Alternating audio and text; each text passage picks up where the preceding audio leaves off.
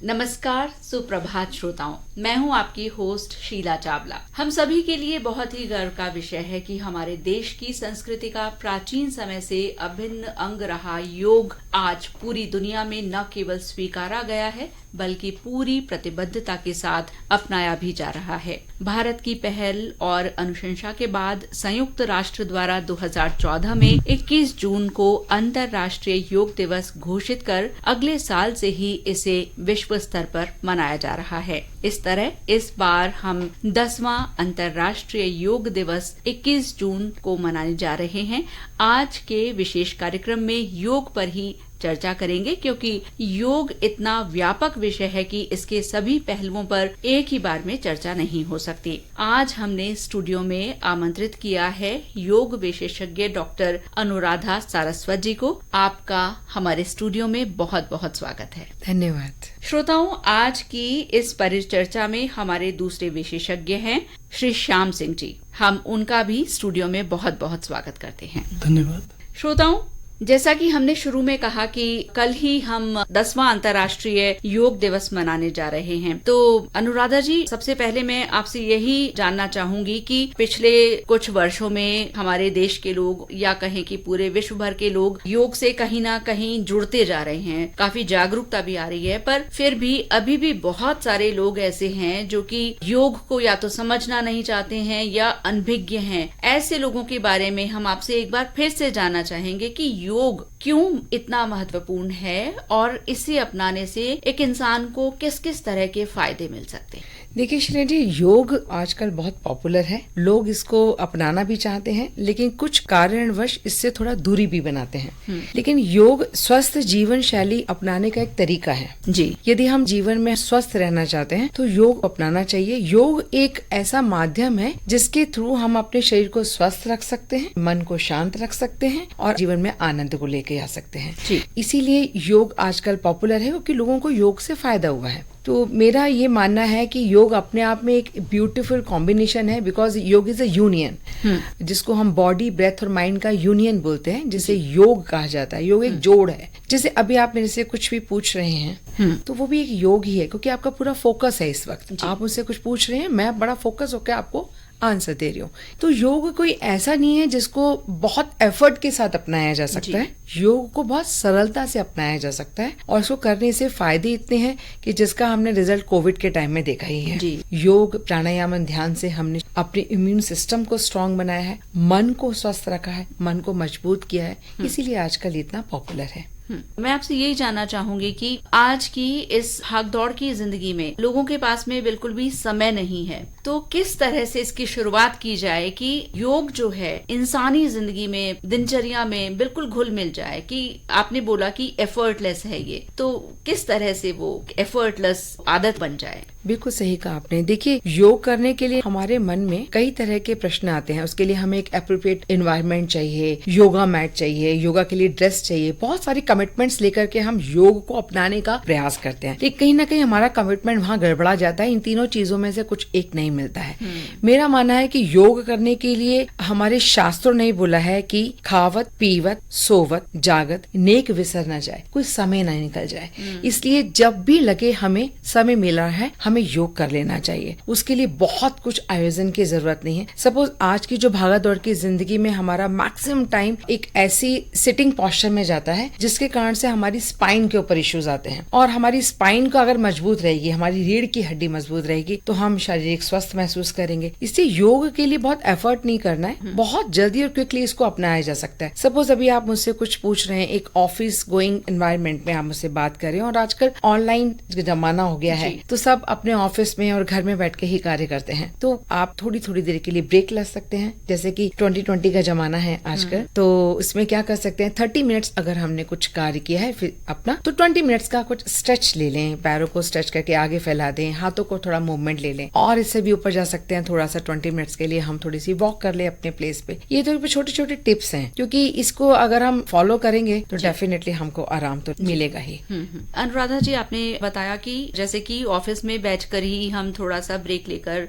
थोड़ा मूवमेंट करके या स्ट्रेचिंग करके इसको अपना सकते हैं। तो मैं इसी के बारे में ये भी पूछना चाहती हूँ कि जैसे कि कहा जाता है कि योग केवल आसन पद्धति नहीं है, वो आपके मानसिक संतुलन को प्राप्त करने की दिशा में महत्वपूर्ण भूमिका निभाता है। तो बिकॉज आज की इस जिंदगी में जब ऑफिस में कोई भी काम कर रहा होता है या महिलाएं भी जब घर पर काम कर रही हैं, वो अपने होम को मैनेज कर रही हैं, कहीं ना कहीं उनको भी मानसिक शांति चाहिए होती है। तो वो एक छोटे से ब्रेक में किस तरह से हासिल की जा सकती है? उस दौरान क्या ऐसा किया जाए कि उनका जो दिमागी सुकून है वो सहजता से ले सकें? बहुत सही प्रश्न है आपका। देखिए, योग के बारे में हमने बहुत शास्त्रों में सुना है, पढ़ा है और बहुत लोगों से सुना भी है कि पहला सुख निरोगी काया। डेफिनेटली योग तो हमारी काया को निरोग करता ही है, लेकिन दुर्भाग्य हमारे देश में पता है क्या है कि हमने योग को ना बड़ा फिजिकल कसरत पे ले लिया, एक एक्सरसाइज के रूप में लेते हैं, बल्कि योग हमारी जीवन की एक शैली है, जैसे मैंने आपको प्रारंभ में ही बताया। Because yog touches all the levels of life. एक ह्यूमन बीइंग के लिए हमारे जो भी लेवल्स होते हैं, physical level, emotional level, spiritual level, social level, इन सबको क्योर करता है, क्योंकि योग जनरली हमारे शरीर से ज्यादा मन के स्तर पे कार्य करता है। अपने जीवन के अनुभव से मैं आपको बताऊं, योग करते करते मैंने जीवन में बहुत कुछ अचीव किया है। जीवन में बहुत उतार चढ़ाव आते हैं, लेकिन यदि योग हम करते होते हैं तो हमारा मेंटली स्ट्रांग बनते हैं, फिजिकली स्ट्रांग के साथ साथ। और जैसा आपका प्रश्न है, उसमें हम बहुत ही शॉर्ट टाइम के लिए कर सकते हैं। जैसे महिलाएं हैं, बहुत ओवर स्ट्रेस्ड होती हैं अपने कार्य करने में, घर के हाउस होल्ड वर्क में, या ऑफिस गोइंग वर्क होता है तो उनको हाउस होल्ड वर्क भी कंप्लीट करने होते हैं। ऐसे में पूरे दिन में अगर वो सिर्फ 10 मिनट्स निकालें, हार्डली 10 मिनट्स, जिसमें 5 मिनट के स्ट्रेचेस ले लें बॉडी के लेवल पे और 5 मिनट का प्राणायाम कर लें, तो वो 10 मिनट्स का पैकेज भी उनके 24 आवर्स के लिए बहुत ही उनको एक सुख की अनुभूति देगा। और ऑफिस गोइंग, जैसा मैंने आपको बताया कि बहुत शॉर्ट स्ट्रेचेस के थ्रू भी हम कर सकते हैं, जिसको फिजिकल लेवल पे, जो मैंने बताया कि योग को हम फिजिकल लेवल पे लेते हैं, लेकिन मेरा मानना है कि अगर फिजिकल से ज्यादा हम अपने मन को स्ट्रांग करना चाहिए। और मन हमारा सिर्फ और सिर्फ स्ट्रांग हो सकता है हमारी मेंटल हाइजीन के थ्रू, और मेंटल हाइजीन हम मेंटेन कर सकते हैं प्राणायाम एंड मेडिटेशन के थ्रू, और वो बहुत ही शॉर्ट रूप में किए जा सकते हैं। आजकल बहुत सारी यूट्यूब पे भी मिलते हैं, या जगह जगह कहीं आप जा सकते हैं किसी भी इंस्टीट्यूट्स में, वहाँ आपको सिखा सकते हैं वो कि आप 5 मिनट में कैसे एक शॉर्ट प्राणायाम के थ्रू आप एनर्जाइज कर सकते हैं अपने आप को। अनुराधा जी, इसके साथ में मैं ये भी जानना चाहूंगी कि एक आम इंसान अगर वो योगासन को अपनी दिनचर्या में अपनाना चाहता है तो उसको कितनी देर के लिए योगासन करना चाहिए, और प्राणायाम की अगर हम बात करें तो कितना देर के लिए प्राणायाम करना चाहिए? दोनों का कॉम्बिनेशन जो है उसके लिए वो कितना समय दे? देखिए, एक पूरे सप्ताह में तकरीबन अगर देखें तो 5 to 6 आवर कम से कम हमको अपनी फिजिकल एक्टिविटी वर्कआउट में लेना चाहिए। जैसे योग में भी आप इसको फॉलो कर सकते हैं, लेकिन अगर हमारे पास उतना भी टाइम नहीं है तो कम से कम हम 3 घंटे पूरे सप्ताह में, यानी कि पूरा दिन के 20 मिनट तो हम अपने योग अभ्यास के लिए निकाल सकते हैं, और 5 से 10 मिनट हम अपने प्राणायाम और ध्यान की अवस्था के लिए निकाल सकते हैं। ये करने से ही हमको पूरा पैकेज कंप्लीट हो जाता है और हम बहुत फिट फील करते हैं, मेंटली भी और फिजिकली भी। तो फुल 1 वीक में 7 डेज में हार्डली 4 to 5 आवर्स पूरा ओवरऑल मिला करके आप कर सकते हैं। तो पूरा दिन में आप 24 घंटे में 20 मिनट के लिए समय निकाल सकते हैं, जिसमें आप 15 मिनट आप फिजिकल एक्टिविटी कर लीजिए, लास्ट के 5 मिनट आप प्राणायाम कर सकते हैं। और अगर आपके पास में समय है तो इसको थोड़ा और स्ट्रेच कर लीजिए, आप 40 मिनट में लेके जा सकते हैं, पूरा 1 घंटे में भी लेके जा सकते हैं। जी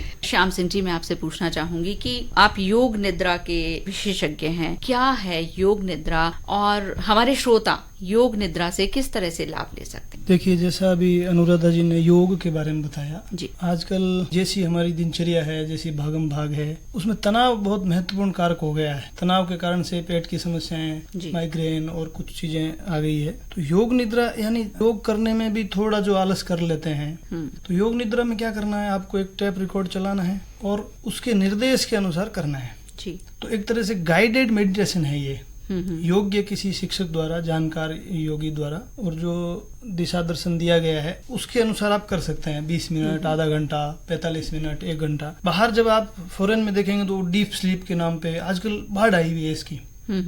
तो योग निद्रा वास्तव में जब ये कभी बनाई गई होगी ऋषि मुनियों द्वारा, तब उन्होंने समाधि के लिए बनाई, क्योंकि राजयोग के जो 8 आयाम हैं उसमें से ये प्रत्याहार है, यानी इंद्रियों को समझना, उन पर नियंत्रण करना। तो आज जो समस्याएं हैं वो इंद्रिय जनित है सारी।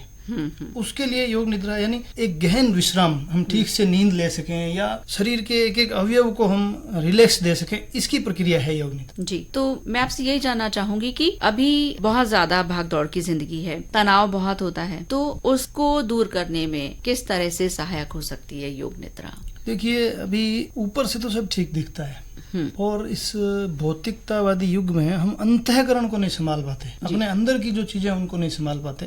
तो ऐसे में हम स्वयं नहीं कर पाते तो हम किसी और के भरोसे खुद को कर दें। यानी योग निद्रा जो विशेष करके हमारे योग ऋषियों ने जो शोध किए हैं बहुत सारे, तो उन्होंने इन चीजों का अध्ययन किया है। जैसे न्यूरोसर्जन या न्यूरोलॉजिस्ट क्या करते हैं कि मस्तिष्क में कुछ संवेदनाएं पैदा करके बाकी शरीर को समझते हैं या उनके ट्रीटमेंट करते हैं। योग निद्रा शरीर के बाकी अवयवों को जगा करके उनकी ऊर्जा को मस्तिष्क तक पहुंचा करके उनको जोड़ती है जी। सभी जो कायिक विज्ञानी हैं उन सब ने ये माना है कि मस्तिष्क है वो ब्रह्मांड का छोटा हिस्सा है, उसी में स्वयं के और उसी की रिसर्च करके उन्होंने शरीर के साथ उसको जोड़ा है। तो हमारी जो समस्याएं हैं हमने उसकी तरफ देखा नहीं, यानी अंदर नहीं झांका। तो स्वयं अपने अंदर झांक करके एक एक अंग को रिलैक्सेशन कैसे दे सकते हैं, ऐसा करके योग निद्रा से हम तनाव से मुक्ति पा सकते हैं। अभी विशेष करके एक चिकित्सक है तो उसको कब कॉल आ जाए, रात को आ जाए, सुबह आ जाए, तो वो एक तनाव में रहता है, चिड़चिड़ेपन में रहता है क्योंकि नींद पूरी नहीं होती। तो योग निद्रा जो है वो नींद को और गहरा करने में भी उपयोगी है। सामान्यतः जो लोग रात को ये लेते हैं योग निद्रा तो उनको गहरी नींद आती है। एक्चुअल में योग निद्रा क्या है, नींद और जागृति के बीच की अवस्था है। एक तरह का हिप्नोटिज्म कह भी सकते हैं, लेकिन एकदम वैसा नहीं है, ये थोड़ा और स्वतंत्र रखती है। और इसके अंदर हम संकल्प भी कर सकते हैं। हमारा चेतन मन है वो आज्ञाकारी नहीं होता, वो तर्कशील होता है। अवचेतन मन को हम कोई भी आज्ञा देंगे, निर्देश देंगे, वो करेगा, 100% करेगा। योग निद्रा के जो अभ्यासी है उनका दावा है कि योग निद्रा के दौरान किया गया संकल्प निश्चित पूरा होता है। तो उसमें स्वास्थ्य का संकल्प हो सकता है, अन्य जो हम चाहते हैं वैसे संकल्प हो सकते हैं। इससे बहुत सहजता से हम पूरा कर सकते हैं। श्याम सिंह जी, हमारे जो श्रोता हैं वो बहुत सुदूर इलाकों में, ग्रामीण इलाकों में भी हैं। आपने बताया कि गाइडेड टेप्स के द्वारा भी किया जा सकता है। केवल अपने घर पर ही रहकर किस तरह से आप योग निद्रा को अपना सकते हैं? देखिए, वैसे कहीं पर जहाँ समूह होता है, योग के शिविर वगैरह होते हैं, तो वहाँ कोई न कोई टीचर गाइड करता है, यानी कोई योग को जानने वाला गाइड करता है। लेकिन मोबाइल ऐसी चीज है आजकल जो हर हाथ तक है, हर गांव तक है, हर घर तक है। तो मोबाइल पर जब सर्च करेंगे तो बहुत सारे लोगों ने कम समय की 10 मिनट की योग निद्रा भी मिलती है, 15 मिनट की भी, 30 मिनट, 45 मिनट, 50 मिनट, जितना समय है आप चुन लीजिए और मोबाइल के माध्यम से भी आप उसको पास में लगा करके और योग निद्रा कर सकते हैं। जैसे खिलाड़ी हैं, खिलाड़ी लोग एक बार परिश्रम करके आते हैं तो उनको रात की नींद की बजाय दिन में जब वो खेल करके आए उस समय चाहिए तो वो उस समय ले सकते हैं। अन्य लोग जिनको नींद से संबंधित समस्या है उनको रात को लेना चाहिए, बाकी किसी भी समय इसका कर सकते हैं। लेकिन एकदम सुदूर उपयोग करना है तो मोबाइल आजकल सर्वसुलभ है। अनुराधा जी, मैं आपसे ये भी जानना चाहूंगी कि योग जब हम बात करते हैं तो सामान्य तौर पर युवा इससे अधिक जुड़ते हैं। मैं चाहूंगी कि हमारे जो बुजुर्ग लोग हैं और घरों में जो महिलाएं हैं वो इसे किस तरह से अपनी दिनचर्या में अपना सकती हैं? देखिए, समाज की एक रीढ़ होती है जो आ शब्द से ही शुरू होती है, जिसमें अध्यापक आते हैं, जिसमें अफसर आते हैं और जिसमें एक औरत आती है। इन तीनों का ही स्वस्थ रहना एक स्वस्थ समाज का निर्माण होता है। और एक औरत जो होती है वो हमारे स्वस्थ परिवार की एक रीढ़ है। तो औरतों को भी बहुत स्वस्थ रहना है और घर के जो बुजुर्ग हैं उनको भी स्वस्थ रहने की जरूरत है। अब योग क्या है कि एक प्रक्रिया, जैसे मैंने बताया कि एक शारीरिक रूप से करा हुआ कृत्य जिसे आसन के रूप में हम करते हैं और करते समय हमारा पूरा ध्यान अपनी श्वास की गति पे रहता है। तो जो श्वास के थ्रू हमारे शरीर से हम 90% टॉक्सिन्स को बाहर रिमूव करते हैं। तो जब श्वास के ऊपर अपना कंट्रोल करते हुए हम कोई भी आसन करते हैं तो उससे हमको शरीर में आराम ही मिलता है और हम बहुत स्वस्थ होते हैं। तो बुजुर्ग जो घर में हैं उनके लिए भी योग है और बहुत ही सरल तरीके से वो कर सकते हैं। वो बैठे बैठे सोफा पे भी कर सकते हैं, चेयर पे भी कर सकते हैं। आप चाहें तो उनको अपने इस प्रोग्राम के माध्यम से हम ये भी बता सकते हैं कि वो अपनी चहलकदमी यानी कि सिंपल वॉक से भी उस स्वस्थ जीवन शैली को अपना सकते हैं। और आपका जो प्रश्न है औरतों के लिए, तो मैं स्पेसिफिक वुमेन वेलनेस के ऊपर ही कार्य करती हूँ। मैं स्पेसिफिक वुमेन को ही योगा कराती हूँ, वो भी स्पेशली प्रेग्नेंट वुमेन को।